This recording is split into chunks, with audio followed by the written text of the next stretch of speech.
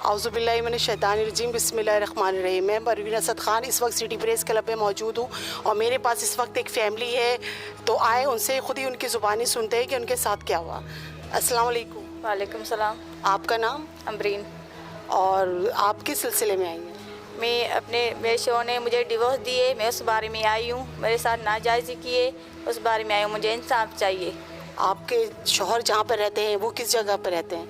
कालापानी मस्जिद कॉलोनी में। तो ये डिवोर्स की नौबत किस तरह आई? इसी तरह से आई है। मेरी दूसरी देवरानी रहती थी, उसने बोला, मैंने उससे बोला कि अब जुदा खाई, तो उस वजह से मुझे डिवोर्स दिया उसने। नहीं, ये तो कोई इशू नहीं है ना। ऐसा क्या सिलसिला हो रहा था वहाँ पे? कोई वजह होती है ना डिवोर्स देने की, कोई रीज़न होता है। तो उसने किस वजह से और क्या हुआ था जो उसने आपको डिवोर्स दिया? उसने इस वजह से, उसके साथ चक्कर चल रहा था, इस वजह से मुझे डिवोर्स दिया उसने। तो क्या वो आपके साथ रहती थी? हाँ, वो मेरे साथ रहती थी। यानी जब से आप कराची में हो वो आपके साथ है? हाँ, वो मेरे साथ रहती थी। तो वो आपके हस्बैंड की लगती क्या है? भाभी है उसकी। उसने पाला पोसा है उसी हाँ, से वो उसने पाले पोसा, उसने इस वजह से मुझे शादी कहने लगी कि मेरा बेटा है, मैं उसका हर अपनी बहू की तरह रखूँगा, बहू की तरह रखूँगी। फिर उसने मुझे लिया, उसने मुझे नाजायज़ी की मेरे साथ। मेरे खर्चा भी मुझे नहीं देता था, मेरे 3 बेटे पैदा, उसका भी खर्चा नहीं देता था। मेरे जितने देवर सोना था वो भी, हर चीज़, मेरी ज़मीन थी वो भी बेच दी सारी। अच्छा, अस्सलाम वालेकुम। वालेकुम सलाम। आपका नाम? मोहम्मद यूनुस। और आप कौन, इसके मतलब रिश्ते में क्या लगे? इसके पुप्पो का लड़का हूँ। मैंने इनका वालिद फोत हो गया तो मैंने इनको पाला पोजा जवान किया। इसकी खाला है वो, जो उसकी भाभी है उस लड़के की, उसको वो मेरे पास आई, मेरे को बोला भाई मेरा जो है बहनोई रिश्ता नहीं दे रहा है, तू अपने मामे को बोल मुझे रिश्ता दे दे। उसने इनको भगाया। मैंने बोला ठीक है, तू बोलती है मैं तेरे को रिश्ता दूंगा मामे से करवा के, पर 2-4 दिन मुझे मोहलत दे। उसने बोला ठीक है। फिर मैंने इससे कसम लिया। लोग ऐसी ऐसी बातें करते हैं, बोलते हैं वो गलत है। मैं कुरान उठाती हूँ तो मेरा सिद्दीक बेटा है, मगर इसका बेटा नहीं था। उसके साथ नाजायज़ ताल्लुकात था, हमें नहीं पता था। जब उसका हमारे को पता लगा, इस बच्ची के साथ जुल्म होता रहा, हम बर्दाश्त करते रहे। इसके हिस्से की ज़मीन थी इसके मियाँ के, वो भी वो औरत ने बेच दी। सामान इसका सारा बेच दिया, सोना इसका बेच दिया। यहाँ कराची ला के हम कमाएंगे। यहाँ का वो कमाता है 40,000, अयाशी करती है वो। इसकी बीबी मेरी ये बच्ची दूसरों के कपड़े, अपने बहनों के, अपनी खाला के लड़कियों के वो पहनती है, अपनी बीबी को नहीं देता है। मैं जब इसको बोलता था बेटा मैं आगे तेरे को ले जाऊं, तो ये मेरे को रोकती थी, मेरा घर नहीं ख़राब करो, मेरा घर चलने दो। मगर उस बेगरत को इस चीज़ का इल्म ही नहीं है। तो ये बच्ची कितने शरीफ आदमियों की बच्ची है जो माना आज ये तेरे दरवाजे पे है। उसका बाप, मैंने उसको बोला तेरा ये बेटा ख़राब है, बोला मेरा बेटा ख़राब है अपनी भाभी के साथ। मैं बेबस हूँ, मैं बूढ़ा हो गया हूँ। ज़मीनें बेच के कराची चले गए। मचो अभी वो कराची में ये जुल्म कर रहा है, बोला उसको गोली जाके मार।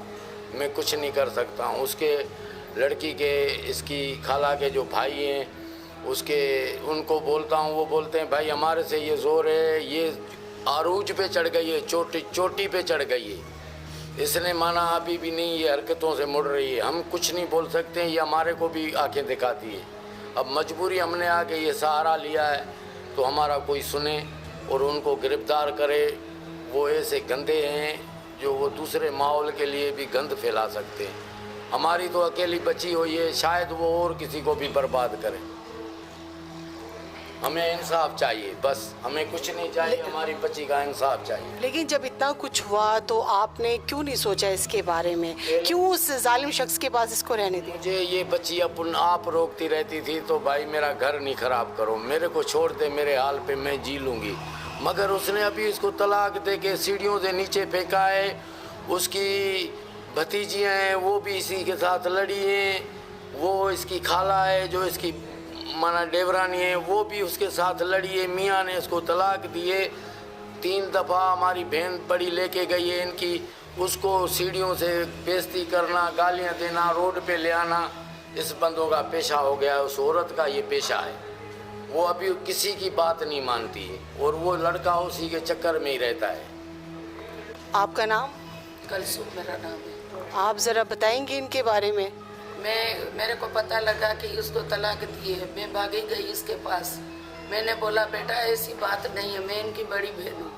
मैंने कहा बेटा मैं घर पे लेके आऊँ, इसका कसूर है तो इसका ही है, तुम्हारा है भी इसका है, अभी इसको अपने घर में रखो।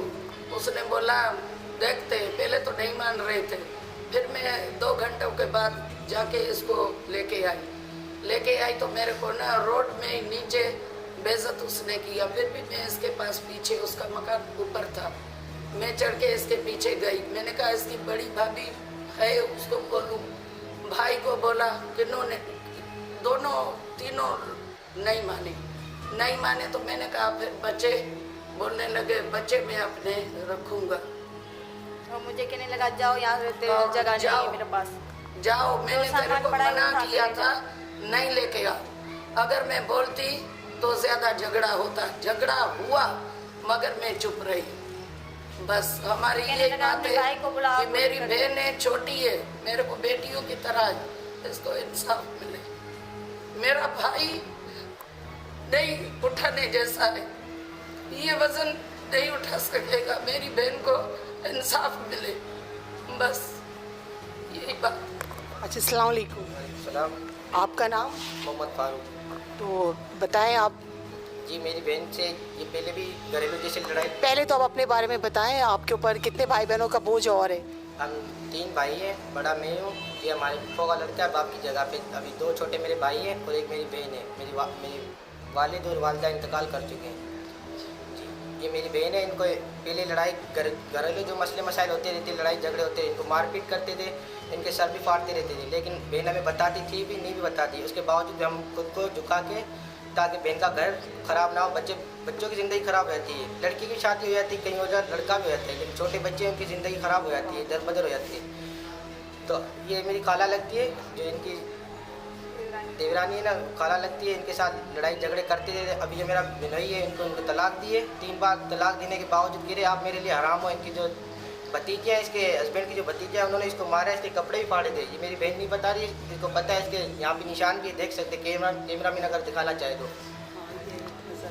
ये इसकी जो भतीजे हैं, उनका हक नहीं बनता है इसको मारपीट करे, हमको इंसाफ चाहिए। मैं इसको लेकर बैठी थी, उसने इनको मुझे कह रहा है कि तलाक दे दिए, मैं ना आज रखूँ ना कल रखूँगा, मेरे लिए हराम है। मेरी बहन एक घर बचाने की तौर पे इनके पास गई है कि ये रख लो, सही है, घरेलू मामला तो होते रहते हैं, तो कहता है कि नहीं, मैंने आज भी रोका है, आज तलाक दे दिए, मेरा इनसे कोई रास्ता नहीं। एक बार भी बोला बाहर सबके सामने, उसके बाद सीढ़ी में गई है, मेरी बहन अपनी बहन को बोल रही है कि इसके बड़े ऊपर है, फिर भी बोलता है कि मैंने तेरे को बोला है ना कि तलाक दे दिए सो दे दिए। फिर तीसरी बार भी मेरी खाला के पास गई है, मेरा खालू लगता है, वो भी कह रहा है, उनको गालियाँ भी दे रहा है, उनका हक नहीं बनता है। तलाक देने के बावजूद भी मेरी बहन को बेइज्जती की, हर चीज़ की है, हमें इंसाफ चाहिए। तो आप कह रही हैं कि उसने आपको मारा भी? हाँ, किस वजह से मारा था? यहाँ पर मारा था ऐसे करके, मेरा शोर गोद में था, कहने लगी निकलो यहाँ से, घर में अभी क्यों बैठे? तो ये शोर ने डिवोर्स दिया कि तुम क्यों बैठी हो? मैं फिर अपने भाई को बुला, मैंने वो अपने भाई को बुला तो तुझे यहाँ से लेकर आया। फिर मेरे गाँव पे ना मैं अपने मामू के घर गई, मेरे मामू रो रहा था, कहने लगा अमरीन क्या हुआ है? मैंने कहा मामू ये नौबत आ गई, मुझे शोर ने डिवोर्स दी, मेरा मामू परेशान हो गया बहुत। फिर मैं अपनी बहन, मेरे मामू ने अपनी बहन को बुलाया, वहाँ ऊपर रहती थी छत पे। फिर मेरी बहन ने अपने भाई से बात की कि ये मसला यहाँ हो गया, आप आ जाओ, अपने भाई से बात करो तो ये मसला हल करे आकर। बस मुझसे इंसाफ चाहिए, 3 मेरे बेटे हैं, मुझे हक चाहिए मेरा। अच्छा, आप तो ये भी कह रही थी ना कि वो चाहता है कि मैं काम करूं। हाँ, वो बोल रहा था कंपनी में खड़ी, मैंने कहा कंपनी में क्यों कमाऊँ, आपकी तनख्वाह अच्छी है। कहने लगा नहीं, बच्चों की परवरिश ऐसी। मैंने कहा सही, मैं खड़ी होंगी, अपने बच्चों की सही तबीयत देंगी। तो आप असल में अब आप बताएं कि आप चाहती क्या हैं? मुझे इंसाफ चाहिए। हमें इंसाफ चाहिए, जिसको जितनी है वज़ीर आला मुराद अली शाह जो भी है, यहाँ के एसपी है, जो भी है इस इलाके के, हम उनसे दरख्वास्त करते हैं कि ऐसे लोगों को सख्त से सख्त सज़ा दी जाए, हमें इंसाफ दिया जाए। और ऐसे लोगों को नसीहत भी होनी चाहिए कि आइंदा जो माएँ बहनें ऐसे मामला से बच सकें, उनकी इज्जत घर ना टूटे। हम सुलझाने के आए, नवाब शाह से फ़ोन किया, बच्ची ने, हम भागे उधर। अच्छा, आप नवाब शाह से हैं? हाँ, हम जब यहाँ आए, यहाँ हमने उनसे बात की, उसके भाइयों से, औरत के से बात की, उन्होंने बोला ये हमसे ज़ोर है। हमने बोला यार कोई तो हमारी बात सुनो। जब हमने उनको बोला इनका चंगामुड़ से वो इसके देवर का लड़का है, उस औरत का लड़का है, उसको मैंने बुलाया, मैंने बोला यार ये तुम क्या करना चाहते हो? बोला भाई ये मामूली बातें हैं, रोज़ रोज़ की हैं कि एक दिन की। मैंने बोला अच्छा ये रोज़ रोज़ तुम इसको मारते हो, माना इसका धानी था? बोला थे कौन? अभी तुम आए हो और मैं ज़्यादा आदमियों की बातें नहीं सुनूंगा। मैं तुम्हारे से कोई बात नहीं करना चाहता हूँ और ना मैं इस रवैये पे तुमसे बात करूँगा। अरे मैंने बोला तेरी माँ की बदनामी है। बोला मेरी माँ की काहे की बदनामी है? बदनामी है तुम्हारी। मगर वो ऐसे आदमी हैं, गंदे में गंदे हैं बाजी। हर इलाके का आदमी उनको जानता है। जिसको अपने सगे भाई उस औरत को नहीं अपना समझते हैं तो वो दूसरे की क्या सुनेगी। जी, वो जो मेरा कज़न है वो 3 बार जब शोहर ने तलाक दे दी है, किसी भी आलिम या मुफ्ती के पास चले जाए तो कहेगा यही कि शरीयत के जो हुक्म है 3 बार तलाक अगर हस्बैंड देता है मुँह ज़बानी तो तलाक हो गई। उसके बावजूद भी वो कह रहे हैं 3 बार जब देंगे तो फर्स्ट टाइम होगा, फिर 3 बार देंगे, फिर दूसरी मरतबा जब 3 बार फिर देंगे, मतलब टोटल मिला 9 दफ़ा जब हस्बैंड कहेगा फिर जाके 1 बार तलाक हुई। वो बात कर रहा है। मैंने उसको बोला ये ऐसा नहीं है। बोला नहीं, मैंने अपने वकील से बात की। बोला ऐसे नहीं होगा। मैंने कहा नहीं, हमें अपनी इज़्ज़त प्यारी है। आपके चाचू ने मेरी बहन को तलाक दे दी है, अब हमारी इज़्ज़त है, हम अपना हक लेंगे। हम अपील करते हैं सबसे कि हमें इंसाफ दिया जाए और उसके हस्बैंड को सख्त से सख्त सज़ा दी जाए। अच्छा, आप समझ के ऐसे समझो कि इन्होंने इनकी बेइज्जती की है, इसकी बेइज्जती की है। इंसाफ चाहिए मेरे भाई को, मेरी बहन को इंसाफ चाहिए। अच्छा, मैं आपसे पूछना चाहती हूँ, आपके माशाल्लाह से 3 बेटे हैं, तो आने वाले वक्त में क्या चाहती हैं आप उस शख्स से? आप अपने बच्चों को अपने पास रखना चाहती हैं, उससे लेना चाहती हैं, और क्या चाहती हैं वो बच्चे के लिए क्या करें?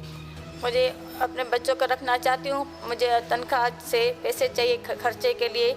अभी 3 महीने बाल बुढ़ा के अब 3 महीने अपने पास रखे तो उनको पता चले कि बच्चे की परवरिश कौन कैसी तरह करते हैं। अपनी माँ के सिवा कोई नहीं कर सकता। आप मुझे पता, आप मुझे इंसाफ दिलाइए अपने शोहर से। सज़ा होना चाहिए बाजी, सज़ा होना चाहिए। हम बोलते हैं इसको गिरफ्तार होवे, सज़ा होवे। हमारा कोई फैसला नहीं है इनके साथ। हमसे नाजायज़ी बहुत हुई है। इस बच्ची के साथ जो नाजायज़ी हुई है, इसको गोलियों में नशों में रख के और उस औरत अयाशी करती थी, इसको लेके माना नींद करवा के खुद उसके साथ सोती थी। क्या वो आपको नींद की दवाई वगैरह भी देता था? मुझे तो पता नहीं चलता था, कभी देता था कभी नहीं। तो आपको कैसे पता चला कि आपको नींद की दवाई? तो बोला मेरी कमज़ोरी है। मैं जब देखूं ये पतली होती जा रही है, ये तकड़ी छोकरी थी, कुरान शरीफ की पढ़ी हुई छोकरी है, ये झूठ नहीं बोलेगी। मुझे तो वो नहीं दे पता चलेगा ना तो कहानी में पता नहीं मुझे क्या मिला के दे। मैंने तो कभी देखा नहीं ना, मुझे चक्कर आते रहते थे। तो अब कुछ और बोलना चाहेंगे आप? हम ये बोलना चाहते हैं मेहरबानी करो, जितना हो सके इनको गिरफ्तार कराओ बस। मैं परवीन असद खान इस वक्त सिटी प्रेस क्लब में मौजूद हूँ और मेरे पास एक फैमिली आई हुई है। जबकि कहते हैं ना कि हम जितनी भी बेटियां हैं सब आदम हवा की औलाद हैं, लेकिन इस तरह से अगर आदम हवा के औलाद के साथ अगर कुछ गलत होगा, चाहे एक बेटी के साथ हो या जितनी भी बेटियां उनके साथ हो, बस मैं ये बोलना चाहूँगी हुक्काम बाला, डीजी रेंजर और रेंजर से कि जहाँ पे भी इनका थाना लगता है, जब ये थाने पर जाए तो उनके साथ पूरी कोऑपरेट किया जाए और जो भी शख्स इनके साथ गलती किया है, जो भी इसमें शामिल है, उनको सख्त से सज़ा दी जाए। मैं परवीन असद खान, कैमरामैन लियाकत मुबीजो।